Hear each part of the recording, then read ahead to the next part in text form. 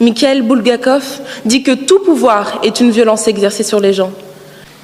N'avons-nous tous pas souhaité être un super-héros lorsque nous étions petits?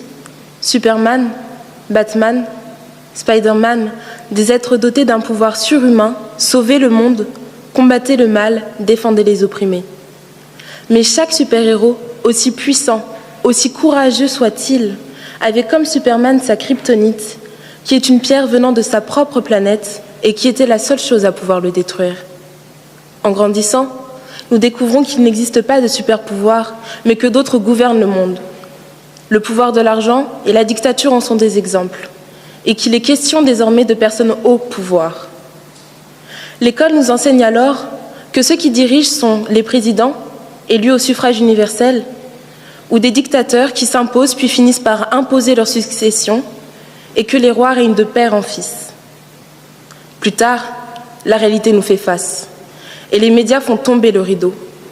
Et lors de chaque nouvel épisode, nous entendons des mots comme dictature, régime autoritaire, coup d'État, puis guerre, mort, drone, attaque, destruction, meurtre. Et où sont les super-héros? À ce moment, nous comprenons que pour arriver au pouvoir, certaines personnes sont prêtes à détruire.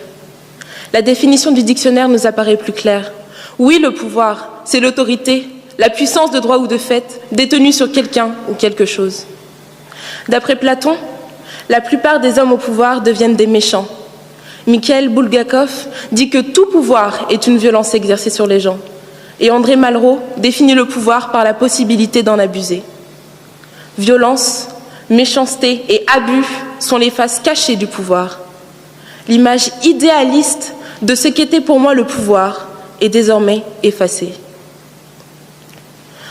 Une obsession est omniprésente et persiste chez toutes ces personnes qui tyrannisent le monde, celle d'arrêter ceux qui seraient nuisibles à leur pouvoir.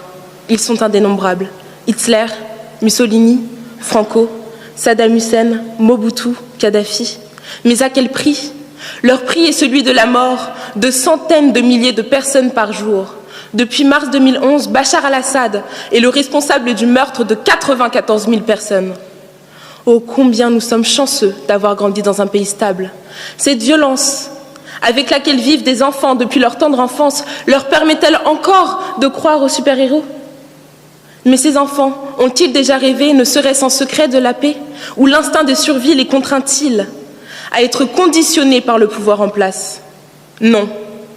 Leur vie n'est même plus basée sur l'espoir qu'un jour, un héros vienne les sauver. On leur a enlevé cette innocence pour la remplacer par de la haine, de la crainte